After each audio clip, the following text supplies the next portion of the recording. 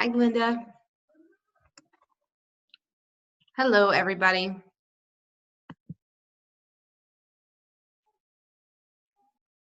Hi, Dawn. I don't think you can see me because of my glasses, but hopefully it's not too distracting. There should be at the bottom of your screen a little chat box or something like that. If one of you could just raise your hand or drop a chat into that box to let me know you can hear me, that would be great.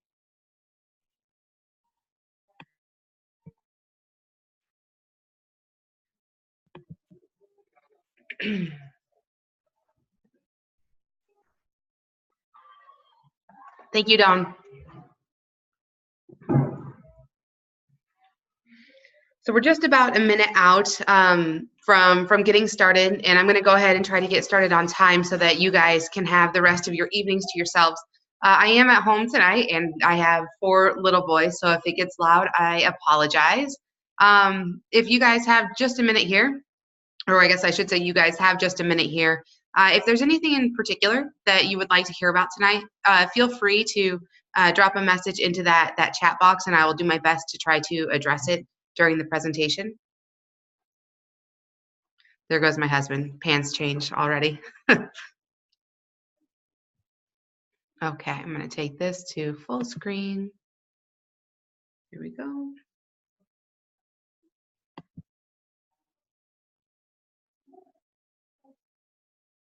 Okay.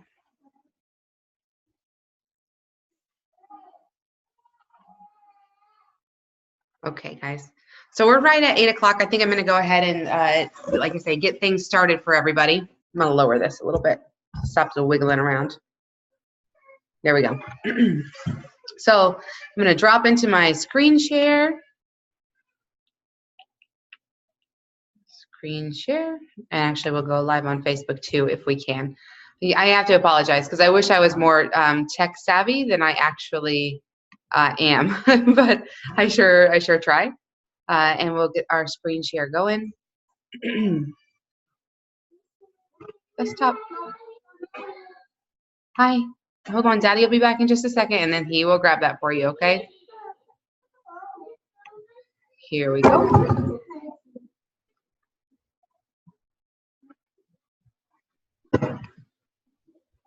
Come on, computer. There we go. Okay, guys. So, okay, we should be all set now. I will try my best to keep that chat window open or the Q&A open. I don't know if it flags me. I think it might flag me if anybody has any questions. So if you do, just let me know. Otherwise, we're going to go ahead and get started. So for those of you that don't know me, my name is Dr. Abby Ballard. I am a chiropractor, a certified pediatric chiropractor, actually. I have a passion for this type of work.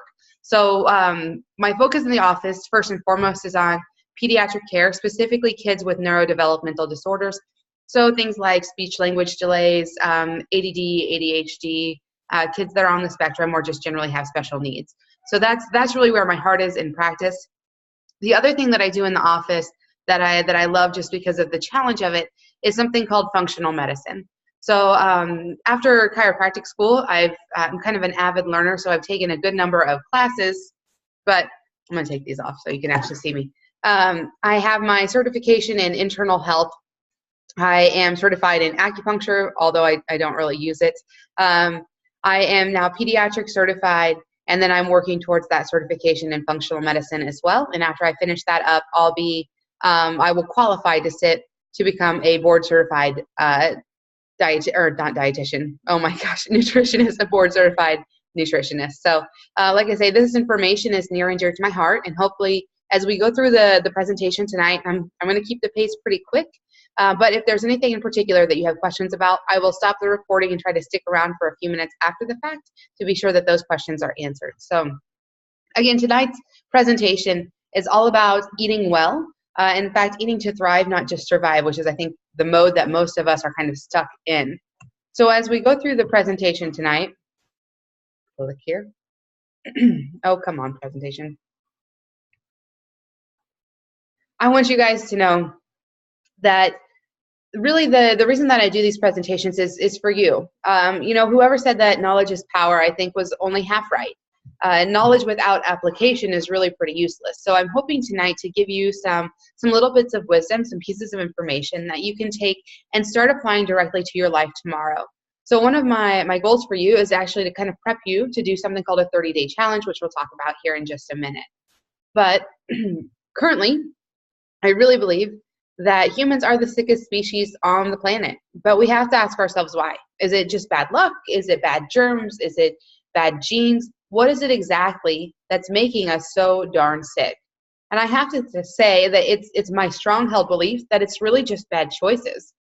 We have that opportunity every day to choose, is this moving us towards our health goals, or is this particular thing moving us away? And sometimes that's, choosing to do something, like eat something that we know is not healthy for us. Sometimes it's choosing not to do something, like choosing not to exercise.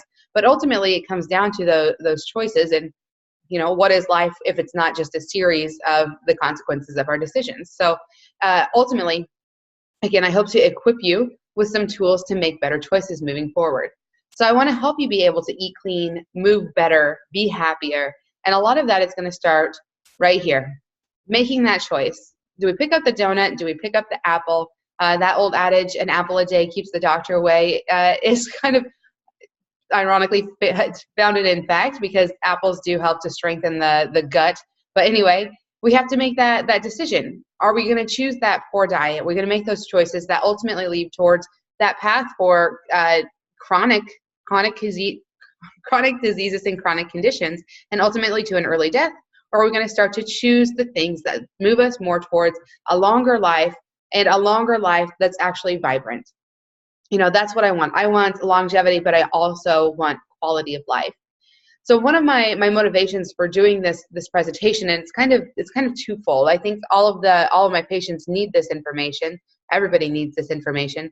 But I'm also doing it because my son, my firstborn Clifford, who is 5 now, he became the first generation of children with a life expectancy shorter than their parents, which I think is unacceptable. How can we be this far along in modern medicine? We spend more per capita than any other nation in the world on healthcare, and yet our outcomes are terrible. Terrible to the point that my 5-year-old has a life expectancy shorter than mine. Aren't we giving them enough antibiotics and enough vaccines and enough genetically modified food? What's going on here that's adding up to poor health for our children? So this is my personal belief.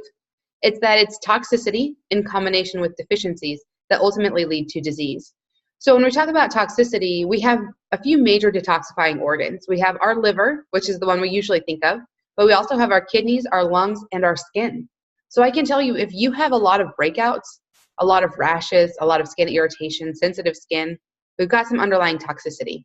Every case of eczema, of psoriasis I've ever seen has been tied back to the gut ultimately. So I know that's a bold statement, but it's what I found to be true in my practice. There's always some sort of toxicity, and if our livers, kidneys, and lungs can't clear that toxicity, can't process it, we can't do that phase 1 and phase 2 liver detoxification like we should, because we need antioxidants to do so, which are found in green leafy vegetables, are real foods. If we can't do that step well, our body's going to find a way to try to detoxify itself.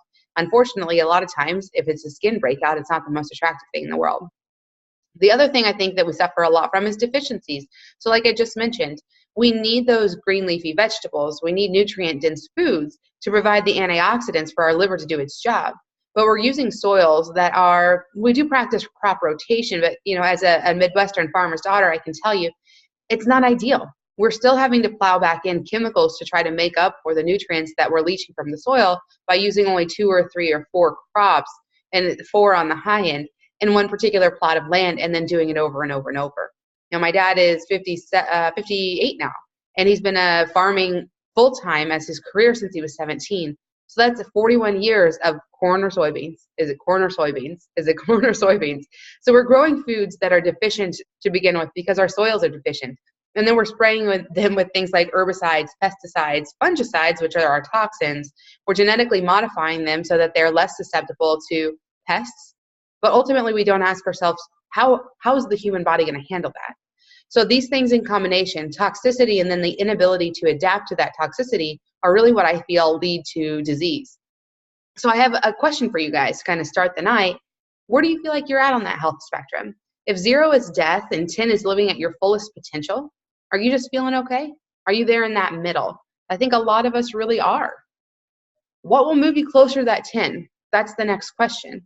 Is it going to be taking a medication? Is it going to be a surgical intervention? Is it going to be going back to basics, cleaning up our diet, cleaning out our pantries? So that's the questions I have to ask you. You know, is it drugs? Is it surgery? Is it neither? What is the thing? What's the thing that's going to move you closer to that 10? So what I like to believe is that it all starts in the kitchen. So I know that at least one of you is a fitness coach, and they have that saying in fitness, in the fitness industry, the abs are made in the kitchen. I believe that's absolutely true, but it's a heck of a lot more than just abs that are made in that kitchen. So when we're putting foods into our mouth, I really feel like they should meet at least our 4 good food standards. So these good food standards are what I'm going to be talking about through the course of the evening, and we'll be examining whether any particular food meets that good food standard or not. So foods that push us towards health, or towards that 10 on that scale of 0 to 10 we were just talking about, those foods are going to fall into 4 big categories. They're going to promote that healthy physiological response, which means that they're going to help to maximize the output of the cells. They're going to help the body move towards optimal. The other thing we want them to do is promote a healthy hormonal response. So I can't tell you how many women come into my office and they say that they have hormonal symptoms. They have hot flashes, they have night sweats, they have heavy cycles, prolonged bleeding, endometriosis, moodiness, crampiness, spotting. Anyway, doesn't really matter the particular issues. But I can tell you, sometimes we do have to go back and start first with fixing and balancing those hormone systems, and a good part of that is food. Every fertility case that walks into my office, I have them start with a cleanse to move them towards a healthy hormonal response. And it's successful. I was just telling a patient today, a fertility case today, that 2 other girls that were in fertility cases are now expecting, and I started both of them with a purification and cleanse and started to change their diet. The other thing that we want good foods to do, or the foods that we choose to put in our mouths, we want them to support a healthy gut.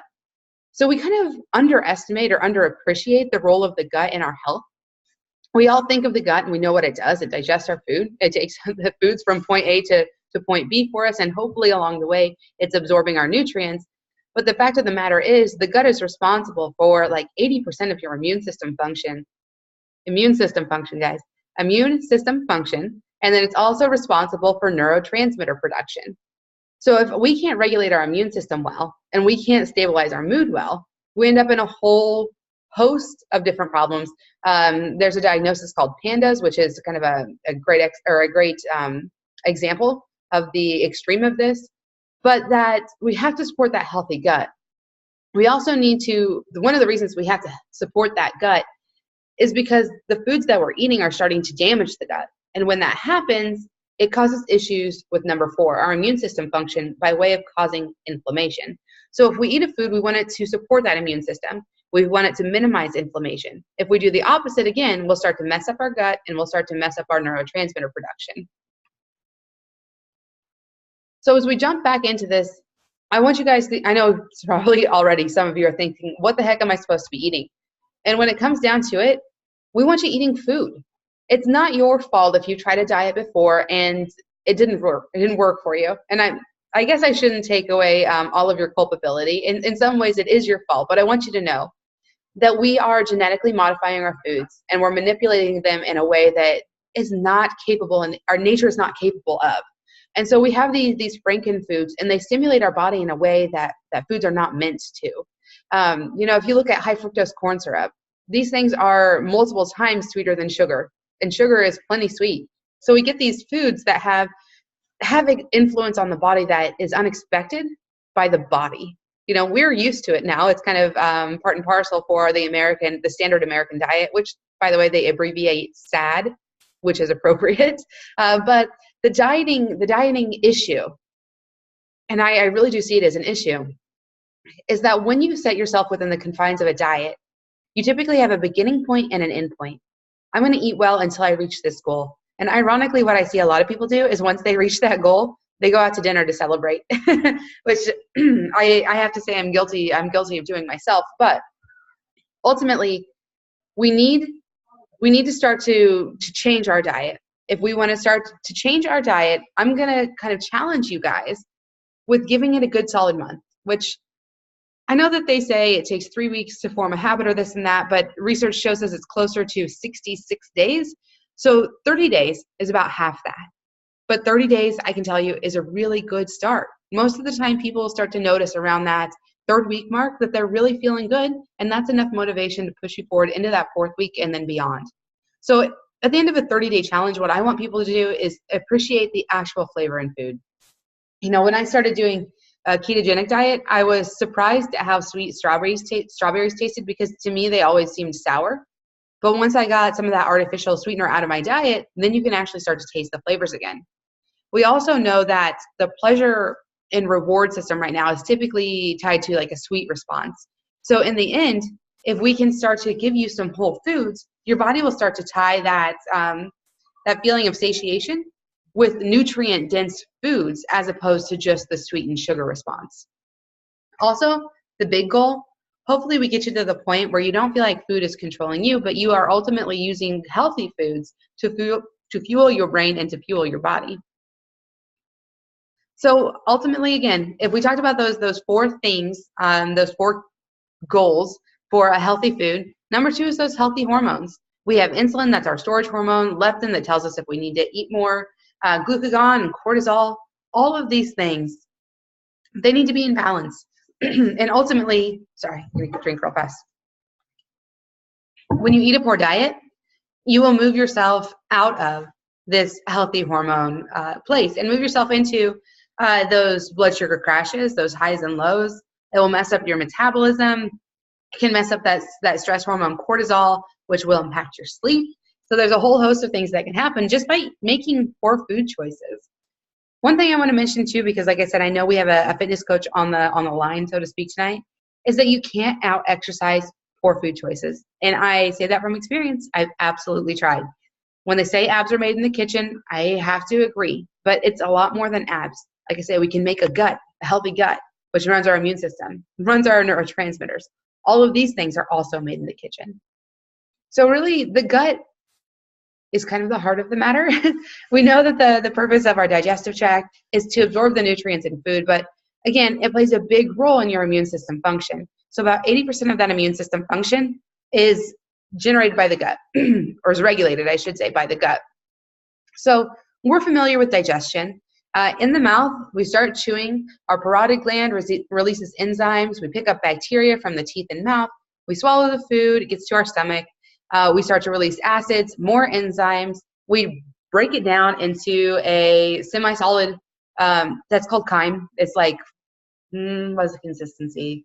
Like, it's like, oh gosh. Anyway, it doesn't matter. The chyme moves then from the stomach into the digestive system. And from there, we start to extract nutrients. We start to extract water. And then eventually we turn it into a waste product. The thing that I want you guys to know is that there's something called leaky gut. And you may have heard about it in the not the newspapers, but certainly online. Maybe Dr. Josh Axe has drawn your attention to it. But this is the thing I want you to know. When you eat a diet that is deficient in enzymes, which is what the standard American diet is, we're eating a food that if you left it on the table could not break itself down. So like a McDonald's cheeseburger. If you set a McDonald's cheeseburger on your counter and you leave it, it stays a McDonald's cheeseburger. If you put an apple there, that apple contains all of the bacteria and enzymes within itself to break it down. So over time, it will mold, it will rot, and then eventually turns back into earth. So when we are eating these enzyme deficient foods, it can be taxing to our digestive system. And we need that digestive system to do its job and to do its job well. One of the things that I see, honest to God, I would call it an epidemic. It's all the time in my practice. I see children, infants especially, and my adults on something called proton pump inhibitors. So those are things like Prilosec, omeprazole, Nexium, Prevacid, all of these things that are treating the symptoms of heartburn. But the thing I want you to know is that the symptoms of underacidity of the gut and overacidity of the gut are the same. So that under acidity is something called hypochlorhydria. I usually will do something called a CBC, or I'm sorry, a CMP, metabolic panel, for my patients that I'm doing functional medicine work with, to check their digestive function in the vast majority of the time. And when I say vast, I mean 95% of people have some sort of digestive dysfunction. Mostly, we are underproducing acid, or we're underproducing enzymes. And when that happens, our food doesn't get fully digested. It doesn't get fully broken down. So the problem with that then is that food particles that are larger than they should be get farther into the gut than they should be. And the body knows it and knows that it's not quite right. And it will cause inflammation. Your body kind of flags it and goes, what in the world is going on here? So the cells in the gut, if you look at this picture, they should be really nice and tight together. Like, put your fingers like this, push them together, really tight, nice together. That should be how the cells lining the gut are.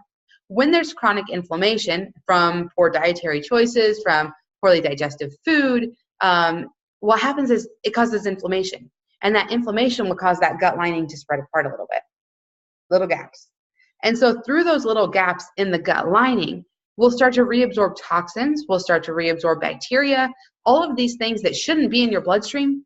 Your blood will start to collect, because it leaks, it literally leaks through that gut. And once it's in that bloodstream, then our body really will mount an immune system reaction to it. Go, what in the world is going on? So this is how things that irritate the gut, food allergens, this is how they can cause leaky gut. It really is, it's just driving inflammation, and then that inflammation is what mounts that immune system response. And I don't know about you guys, but I want my immune system to fight off invaders, bacteria, or parasites, or viruses. I don't need my immune system to be my second or backup digestive system. But that's the way it is. And I can tell you, this underlying gut dysfunction, or hypochlorhydria, however your doctor might want to label it, this poor digestion is a driver of inflammation for a lot of people. And that underlying inflammation is truly the commonality, the common factor in all disease. If you have cancer, you have inflammation. If you have autoimmune disease, you have inflammation. If you have leaky gut, you have inflammation. If you have Crohn's, you have inflammation. Everybody is fighting this battle. And if we can start to make better choices with things that we put into our mouths to support the gut, to help support healthy digestive function, we can start to reverse these things.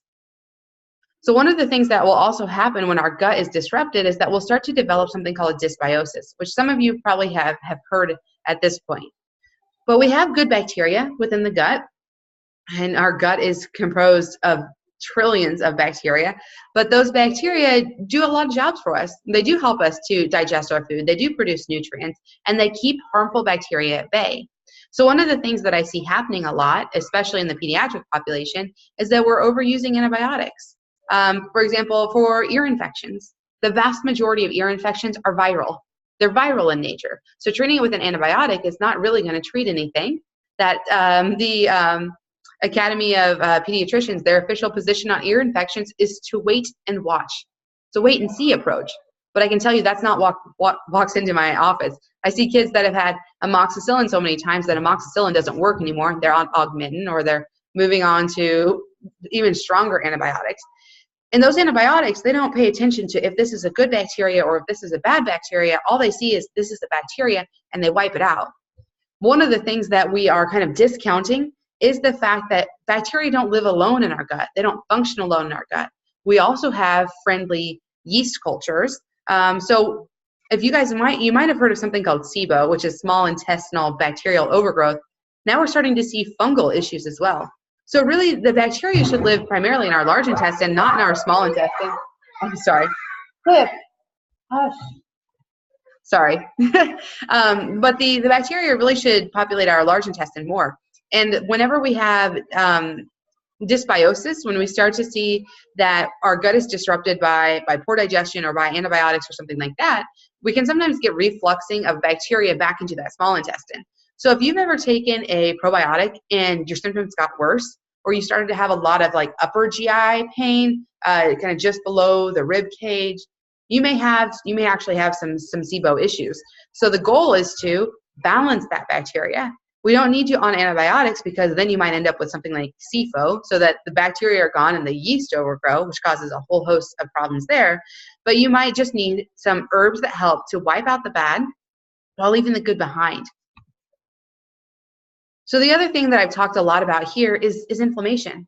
Inflammation is that your body's protection. It's trying to stop injury in its tracks. It's trying to initiate recovery. But the problem is that we're eating so many things that are pro-inflammatory.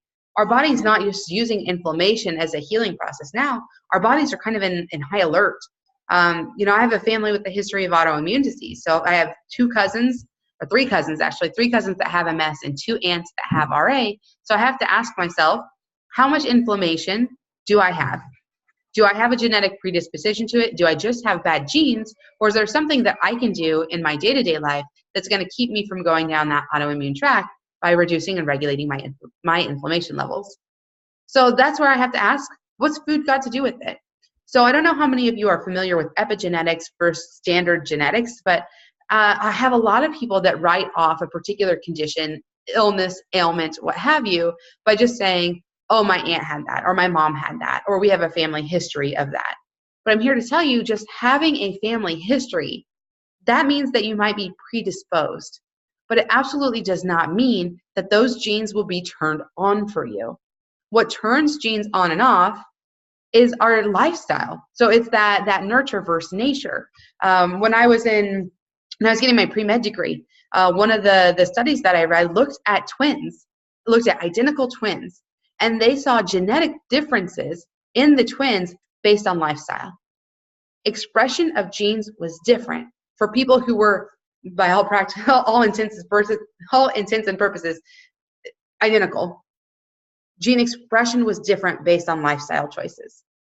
So if you, I had a girl ask not that long ago, she has a family history of cancer. She found out that she has some of the genes that predispose her to cancer, and she was considering a double mastectomy preventatively. And I told her, you can do that. It doesn't necessarily lower your cancer risks dramatically. You're in your 30s. Why don't we change your lifestyle? Why don't we start with that? Why don't we start eating well, start sleeping enough, get adjusted, change up our diet, and keep those breast cancer genes at bay by regulating our inflammation, helping support our hormone systems, keeping our gut function healthy. So that's what I try to do on a daily basis with my patients. So I try to help them to make healthier choices. And we know there are lots of things that are less healthy. One of the big ones is sugar. So sugar fails all of our 4 good health food standards. It is literally addictive in that it stimulates the same part of the brain as addictive substances like cocaine. We also have a ton of artificial sweeteners out there.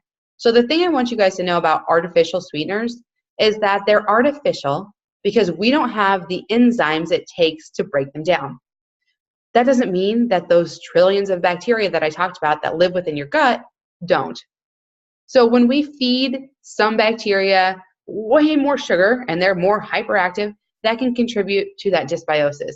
It can also cause inflammation because it will cause those highs and lows in your blood sugar, even if they say that it won't. So those highs and lows in blood sugar are definitely very pro-inflammatory. So if we can avoid, especially white refined sugar, that's the way we want to do it. But absolutely, we need to be avoiding all of the artificial sweeteners in lieu of something less processed, okay?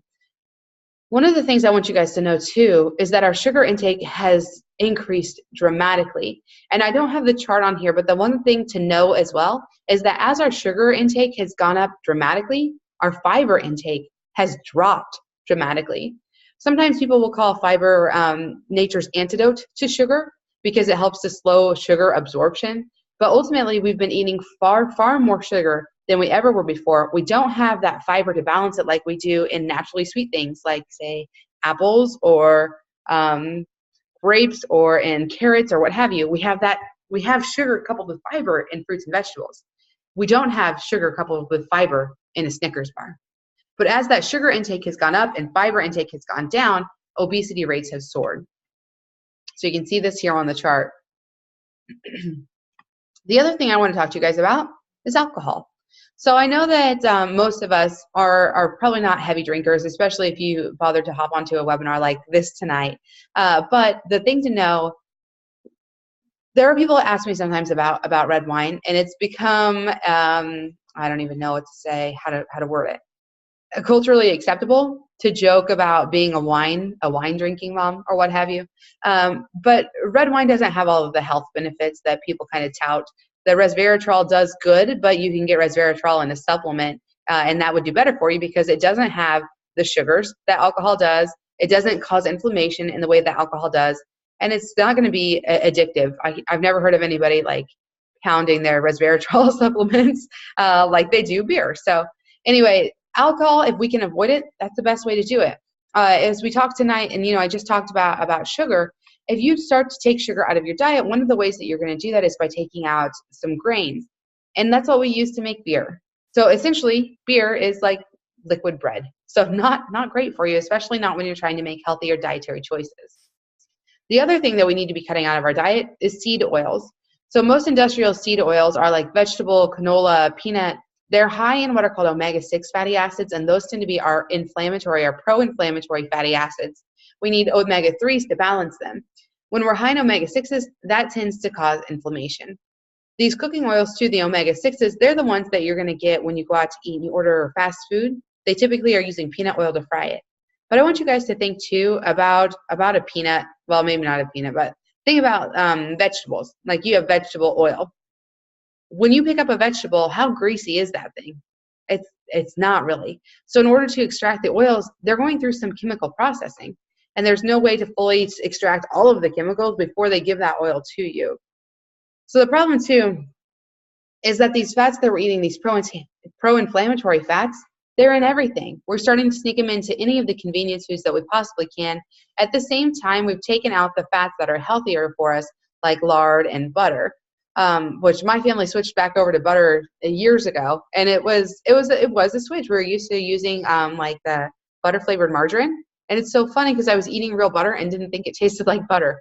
But anyway, this is what we've done. We've taken out the healthier fats, lard and butter, those saturated fats from animal proteins or from animal sources, and we've seen these the pounds of the crappy oils, the inflammatory oils, just start to skyrocket. So the other thing I'd like for you guys to take out of your diet is grains. It can be addictive. It interferes with hormones. It can contribute to leaky gut, can promote inflammation. So it's all of the things that we really want to avoid completely.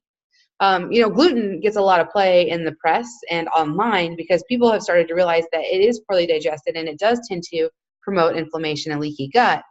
But the thing that we don't talk about as much are phytates.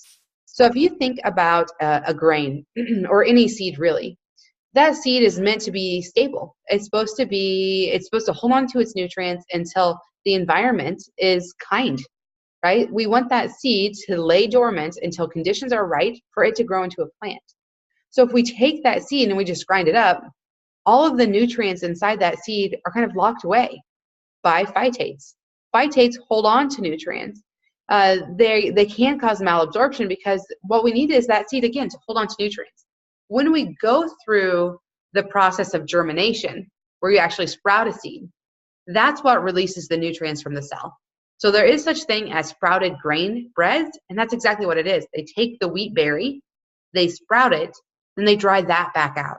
So they use something called phytic acid to break down these phytates and then allow you access to the nutrients. So if you absolutely are insisting upon grains, then make sure that the things that you're getting are like sprouted grain breads, sprouted grain pastas. They're still not great for you. They're going to be better than the traditional pastas, breads that you would get off the shelf though. So what about dairy? This is an issue, let me tell you. So I see a lot of kids, and I see a lot of kids with inflammation, with ear infections, with respiratory issues, and so many of them are still on dairy. It's basically the first thing I ask parents, have you cut out dairy? And you would be shocked at how many kids have chronic and recurrent ear infections, have allergy, asthma problems, have constipation, and they're still drinking 4, 5, or 6 cups of milk a day. Milk is a promoter of mucus production. It thickens things. So if you already have a tendency to have ears that don't drain as well, or you have a lot of congestion, you have a lot of allergies, we got to cut milk out of your diet. And one of the first things I get asked all the time is, if we take out milk, What about our calcium? Well, I'm here to tell you, milk is not all it's cut up, all it's chalked up to be. When we go through the process of homogenization with milk, we shake it up really fast and we break up the fat molecules. It makes them harder to digest, and the fats are not as good of quality. When we go through the process of pasteurization, it changes the sugar in milk from lactose to a form called beta lactose, and it's easier to digest, which you might think would be a good thing, but what that ultimately means is that it's digested, it's broken down faster, which is more likely to cause blood sugar spikes. So there are actually some studies that link milk intake to now type 2 diabetes and metabolic syndrome. So when we start to look at milk, it's really just not the health product that we thought it was. And what's interesting is we can get all of the calcium that we need from dark green leafy vegetables. Things like broccoli, collard greens, kale, sometimes fortified drinks, but of course I prefer that you not drink those things. If we can get calcium in broccoli and almonds and mustard greens, we don't need milk at all. We can take out a product from our diet that is very inflammatory for most people. I myself, my family has drank raw milk before because we have access to it because of an Amish community. That still wasn't enough for one of my boys. He had issues with his adenoids. As soon as we took milk out of his diet completely, within about a week or 2 weeks, the adenoids has started to go down. So I'm telling you, even sometimes when you're getting the highest quality of a particular item, it's still just not enough. It's still inflammatory for you. So I would consider really taking your kids off of dairy, and you need to take them off for a minimum of 3 weeks before that actually will start to fully clear their system. So as I've run through this presentation, you may be wondering, what in the heck are you supposed to eat if you're not supposed to be eating anything with sugar and you're not supposed to be having milk or grains or avoiding dairy? I want you to eat real food in the form of animal proteins, fruits and vegetables, healthy nuts, oils, things that were grown outside, that were free range, that able to eat grass, that weren't shot up with antibiotics, that weren't sprayed with herbicides, pesticides, and fungicides. So really, what I want you to start thinking about is making overall healthier choices. I want you to be eating protein. So protein meets all of the 4 good food standards. And if you guys are new to nutrition, there's something called macros. When they're talking about macros, they're talking about macronutrients. So we have proteins, fats, and carbs. Those are our big macronutrients. So when we talk about protein, we're really talking about that macronutrient. So protein, it really meets all 4 of those good food standards, helps us to have healthy skin, hair, ligaments, muscles, hormones, etc. It tends to be very satiating too. It fills us up. That protein, the one thing I will mention to you is if you have problems with protein digestion, or if you eat protein, if you eat meat and you feel worse, but you can eat something like hamburger, you've got issues with digestion, specifically that protein digestion, which shouldn't be a shock to you, but most of the time it's those enzymes or underproduction of acid that's causing that problem. So if that's the case, we need to talk. But the other thing I want you to be eating are vegetables and fruits, and lean heavy towards the vegetables. So really we should be getting 5 to 9 servings of fruits and vegetables a day, and I can tell you almost no one is. When we're trying to buy fruits and vegetables, there's a couple things that I want you to know as well. We are used to those super stimulating processed foods, so vegetables may seem pretty bland in the beginning. Heck, fruits might even seem pretty bland in the beginning, but if you stick with it, give yourself a couple weeks, you'll start to actually pick up on the flavor of a thing like cauliflower. I get asked a lot too about organic versus inorganic, and I feel like there's a really good rule of thumb. For a lot of us, it's either an accessibility problem or it's a financial problem for us to go all organic. Living in central Illinois in a town of 5,000 people, we don't really have an organized organic farmers market. Like it doesn't happen. But we do have an organic food co-op that delivers to the town that I work in. So there are some options if you start looking around. Sometimes you can find like an Azure standard drop. If you cannot, this is a good rule of thumb, something called the Dirty Dozen and the Clean 15. So one of the things that I want you to think about is looking at that Dirty Dozen list, because those are the plants that have the highest concentrations of things like herbicides, pesticides, fungicides, larvicides, and invest your money in buying those things in an organic form. Clean 15 is kind of the opposite. You look at the Clean 15 and you go, okay, so just avocados. Say avocados are on the Clean 15. then you can buy conventional avocados and not have to worry about the herbicides, pesticides, fungicides, etc., because they haven't penetrated that that outer layer of the avocado as deeply. You know, grapes are really thin-skinned, so grapes are usually on that dirty dozen list. Lettuces are usually on that dirty dozen list. Buy those things organic. One of the interesting things too, you know, we talk about diet and how it's affecting us in general, affecting hormones, inflammation, but there was a study in the Journal of Pediatrics that looked at urine samples of 1,000 kids. The ones with significantly higher concentrations of pesticides were statistically significantly more likely to suffer with ADHD. So these behavioral problems, it's multifactorial is what I'm trying to say. You know, there's not one simple thing that makes your kid have ADHD. We can certainly start to improve symptoms just by changing things like diet. Come on, computer. There we go. The other macronutrient I want to talk to you guys about is fats. So our brain is over 65% fat. Our hormones are made with fat. The outer layer of every single cell has something called a phospholipid bilayer, which means a layer of fat. It makes you feel full. It provides you with energy. It's very calorie dense. It can help us to stabilize our blood sugar. Fats are where it's at, is what I'm trying to say. I have done a ketogenic diet before, and I thought it was wonderfully easy, like surprisingly easy, because when you eat a high-fat diet, you can still eat all of those things that we generally think are pretty delicious. You can still have meats. You can still have eggs. You can have coconut oil. You can have avocados and olive oil. You can have those fat, dense things that help you to feel more satiated and help you to balance your blood sugar over time. For some people, they do better with just a strict low-carb diet and more protein. I think that depends a little bit more on the individual themselves.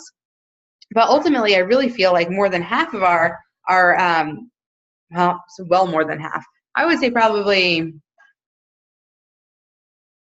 70% of your diet, your daily calorie intake should be from fats and proteins, and just a small amount from carbs in the form of vegetables primarily. So you may be wondering, what's the deal with cholesterol? Because we still have a number of doctors out there telling people if they have high cholesterol, they need to do a low-fat diet, and it's just really not true. Cholesterol, we need to insulate our neurons, make up our cell membranes, to help us produce our hormones and some of our vitamins. When we started what's called the lipid hypothesis, which is what told everybody that grains were good and fats were bad, that's when we started to see heart disease skyrocket. We made this policy based on the views of politicians, not scientists or dietitians. And so it's been incredibly damaging for the health of our society. Cholesterol is good for you. And if you are a woman, there's a few things you should know about the statin drugs, things like lovastatin, simvastatin, etc. Statin drugs, which lower your cholesterol, in the literature, so it's not just my opinion, it's in the literature, there is no benefit for a woman to take a statin drug. There is some benefit shown for men with a known history of heart disease. So if you're a man and you don't have heart disease and you're trying to do, you know, the supplementation or medication of a statin, or medication with a statin, I should say, if you don't have heart disease, in the literature, there's no benefit for you to take that medication. But there are consequences, because statin drugs will leach something called CoQ10, which will weaken your blood vessels. So we're trying to avoid heart disease, and we ultimately end up damaging our blood vessels further. So what we need to do is go back and start to change diet.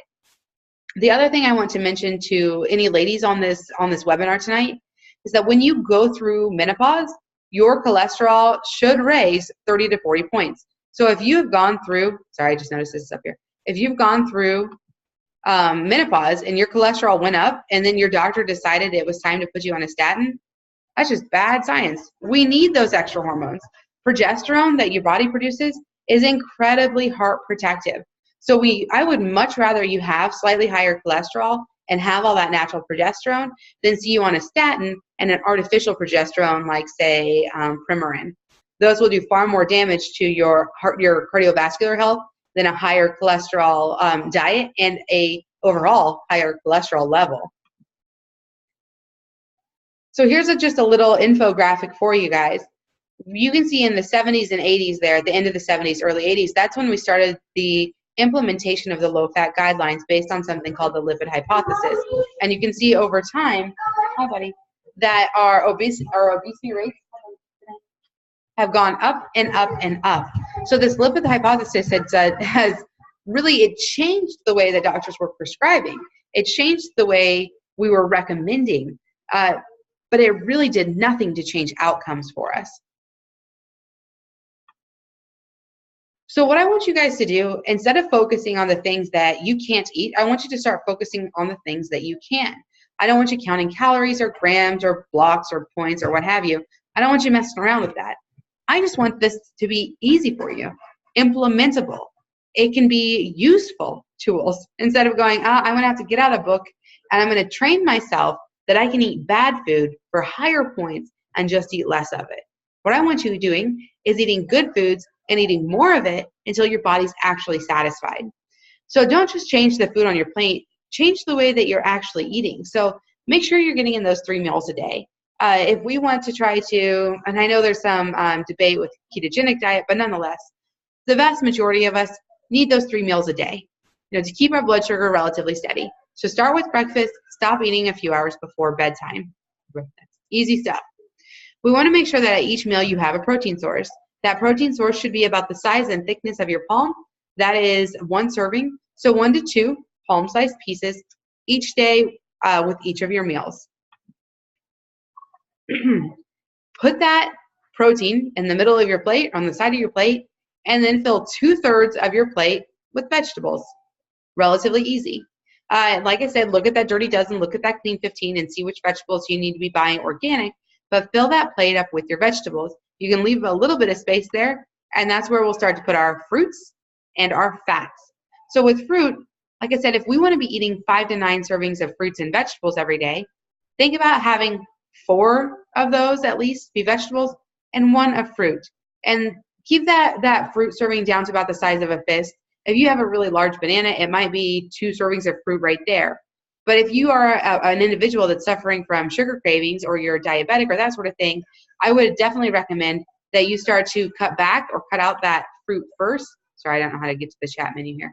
But ultimately, reducing the amount of fruit, because while fruit is coupled with fiber and that's going to make it better for you in the long run, still, if we can stay more in the lower glycemic indexes, that's going to help us to regulate our inflammation levels better. The other thing we want to have are fats. So I want you guys to think about choosing 1 or more fat sources per meal. So it might be olive oil or butter, coconut oil, or olives themselves, might be nuts or seeds, whatever. I want you guys to think about adding those fats into each meal, using those to cook. Sorry, my baby's fussy next to me. But here you can get a good idea of serving size. Handful, maybe the size of your thumb. But that's all we use at my house to cook is oil and butter, or if you're from the South, butter and oil. So these are some things I want you guys to think about to get started. First of all, it is going to take a commitment. You have to kind of draw a line in the sand and go, okay, I've lived this way for this long and this is the outcome. Am I happy with that outcome or not? And if you're not, then we have to be willing to change it.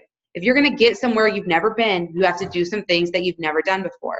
So one of the things that I recommend is getting organized, having a plan. If you have a plan, you're more likely to succeed. So once a week, sit down and do your meal plan.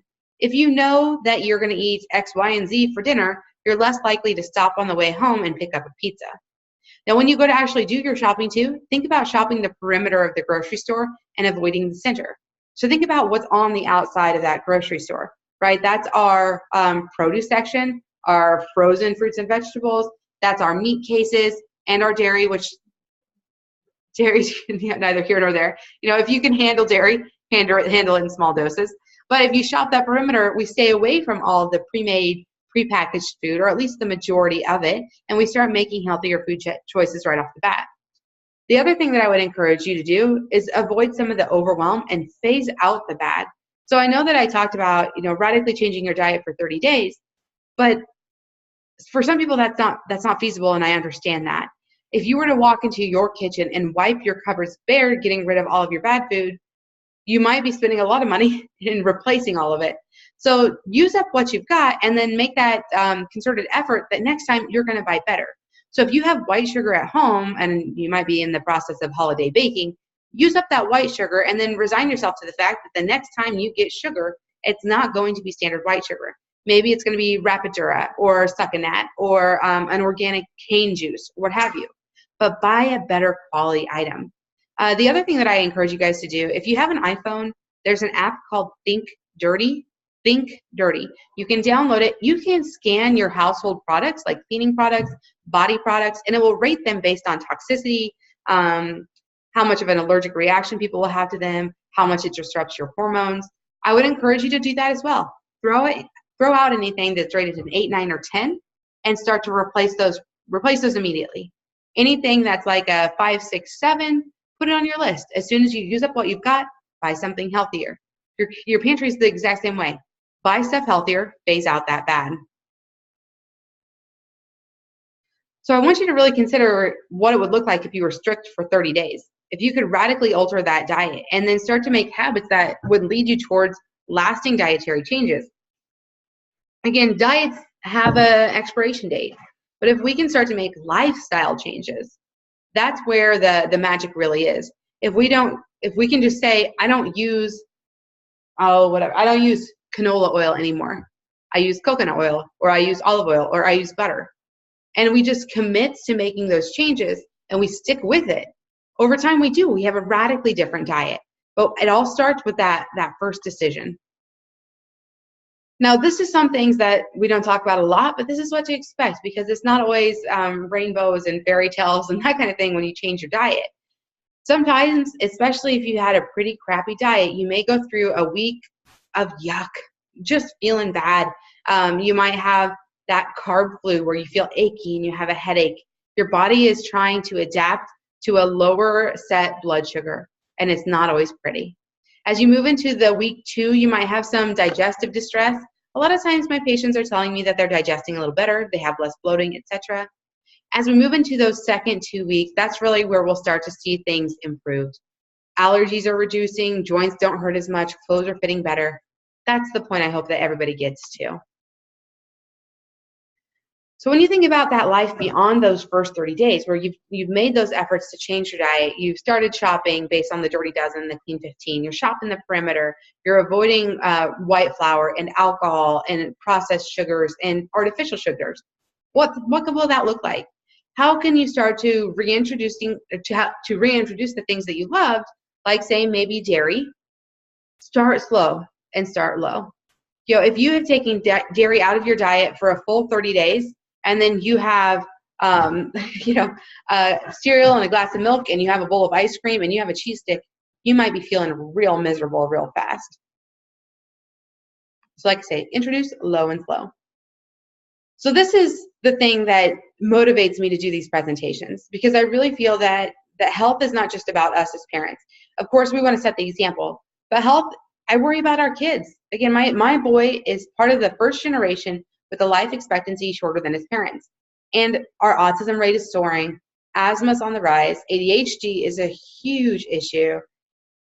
When we are little, we're taught not to do drugs and not to call names. But nowadays, all of these kids are put on medication and they're giving a label. But the sad part is genetics don't change this fast. Lifestyle does. So it's not that our kids are predisposed, it's that we're allowing us and our kids to make poor choices. We're teaching them to make poor choices. And I'm as guilty as anybody. But this is how we start to make that change.